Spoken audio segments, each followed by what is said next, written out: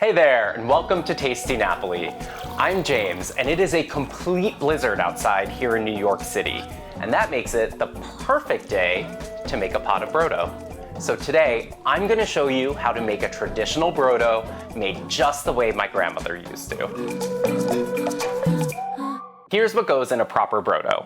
We've got chicken, we've got beef, we have our herbs and our spices, and then when it comes to our vegetables, I follow the rule of 3. We're using 3 onions, 3 carrots, 3 celery stalks, and 3 tomatoes. This is nothing complicated, it's just real quality ingredients and just a little bit of patience. What we're gonna do is trim any of the larger pieces of fat that are noticeable off of your chicken and your beef. I like to use a combination of beef and chicken because the 2 meats are going to complement each other. The chicken's gonna add a lot of body to the brodo, and then the beef is going to add a lot of richness.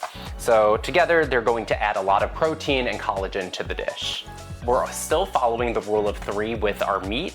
The beef, it's 3 pounds of beef, and the chicken is 3 pounds as well. So all you have to remember for this recipe is the number 3. Once your meat is in the pot, we're going to add enough water just to cover it. I will maybe go an inch, maybe 2 inches over. It's also really important to make sure that you're starting with cold water, not hot water.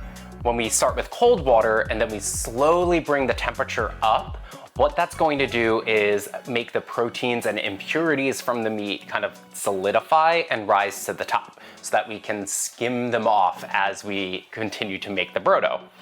If we start with hot water or we start completely boiling the meat in here, that fat is not going to solidify. It's going to get right into the broth, and you're going to be left with something that's really greasy and not as nice on the palate. Bring the pot up to a simmer on medium heat, and this will take maybe about 20 minutes to get to a gentle simmer.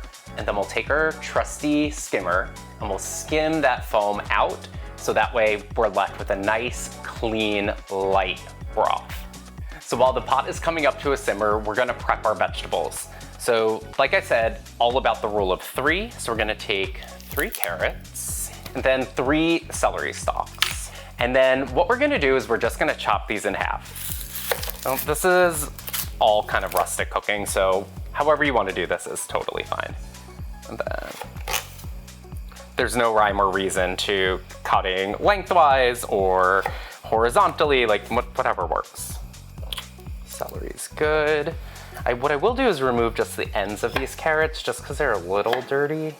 And for the carrots, just boop. There we go. Our vegetables are ready to go, and we're gonna prepare our herb sachet. So for this dish, we are going to use thyme, parsley, bay leaves, whole black peppercorns, and then what I think adds a degree of richness and kind of an old-fashioned note is 3 cloves. No more than that, otherwise they become overpowering, but the cloves add this like really interesting note at the back of the palate as you're sipping on the brodo. I use a simple coffee filter. So we're gonna put our herbs in here, we're gonna fold it, and then we're gonna tie some string around it. So that way it's just a nice little package. Doesn't have to be pretty. You just wanna kind of stuff them in there. 2 bay leaves. We are going to count 8 black peppercorns. And these cloves are going to, I just love the smell of cloves. Now, if you don't have coffee filters, you could use a cheesecloth and like tie everything up in there. Just something that's going to allow the water to filter through without breaking down. Okay, our brodo has come to a nice gentle simmer, and you can see all of this foam and the impurities that have risen to the top. So we're gonna take our skimmer and just skim the surface to get those impurities out. Now make sure you have another bowl right next to you so you can just kind of dump them right in there. And you're gonna wanna do this periodically as the brodo cooks. Now we're gonna add our vegetables. So they just go right in. There, and go the carrots, our tomatoes, and our onions. So partially cover the pot, and we're gonna let this cook for about 2 hours. Just make sure you check periodically and give it a skim if you see any foam rising to the top. Brodo has been simmering for about 2 hours and we're ready to give it a little check. Oh, this just smells so good already, but we're about to make it even better. If you remember, we had our little sachet of herbs, and so for the last 30 minutes, that's when we're going to add this, and it's going to act kind of like a tea and just infuse the brodo with all of this really delicious flavor. Just plop that right in.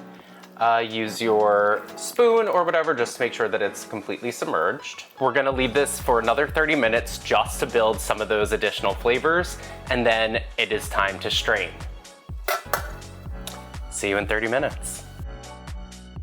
So our brodo has been simmering for another 30 minutes with the herb sachet, and now it's time to fish all the ingredients out. You can use tongs, you can use a little like spider, the way that I am, but just take all the bits out, let them drain.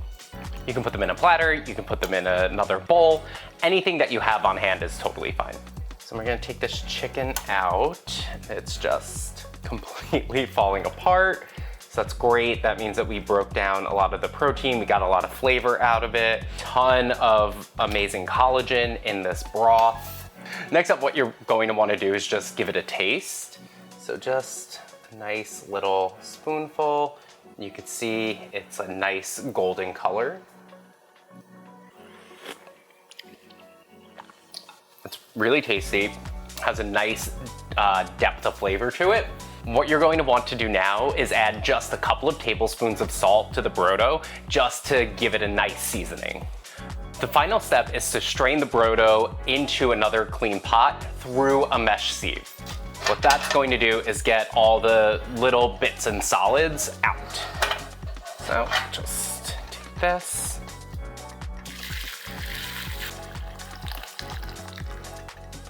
After it's strained, what you're left with is this beautiful, clear, golden brodo that is incredibly flavorful. It is incredibly aromatic from the herbs and those cloves, and it just has a really deep, rich flavor to it.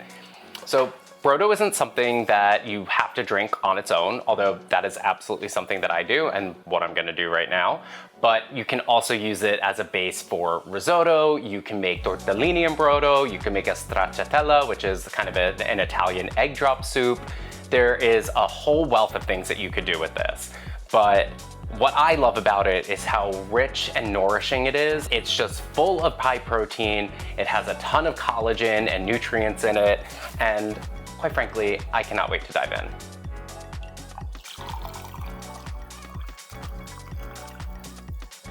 Now, while brodo takes some time, it is also something that isn't really that difficult to make. It's a couple of ingredients, it's water, it's relatively inexpensive, but it produces something that's so incredible, and I promise once you taste this, it'll be very hard to go back to the boxed version from the grocery store. Honestly, nothing better than a really beautiful brodo. I share recipes like this every single week, so make sure you're subscribed, and I cannot wait to see you at the next one.